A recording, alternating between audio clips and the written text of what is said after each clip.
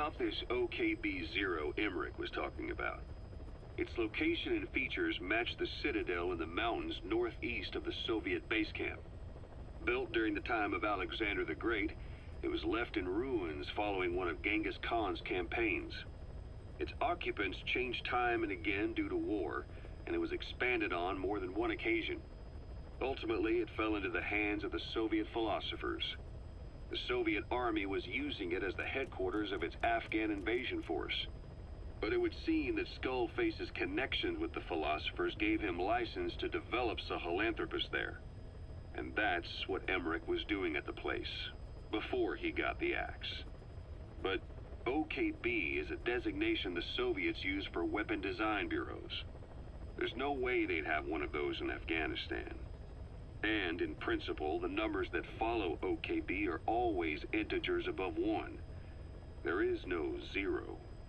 Perhaps this was a secret facility of the Soviet and Chinese philosophers dating back prior to World War II. Though it's more likely Skullface just picked a fake name that more or less fit the Soviets' pattern.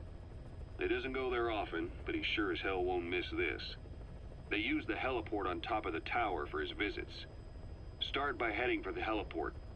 Then wait for your chance to make contact with Skullface. It seems Sahelanthropus's armor is made from depleted uranium. That offers some serious protection. The U.S. military is planning on using it for its main battle tanks, too. Maybe that's where Emmerich got the technology. Uranium? They're using nuclear fuel for armor now? No. What they use for nuclear fuel is uranium-235, which is extracted from natural uranium. Depleted uranium is a byproduct of that process. Sort of like the leftovers, I guess.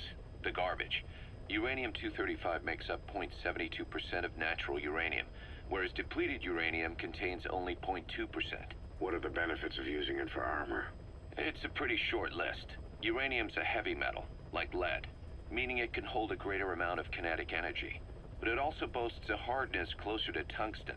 That makes it an ideal material to use for, say, armor-piercing ammunition penetrators. But it's not the best choice for armor. Its volume is less than that of ceramics, but for an equal weight, you could end up with less protection. So why use it then? According to Emmerich, it came down to him being unable to source ceramics technology from a manufacturer. Plus, given that it's an upright walking vehicle, he wanted to reduce the bulk of certain areas.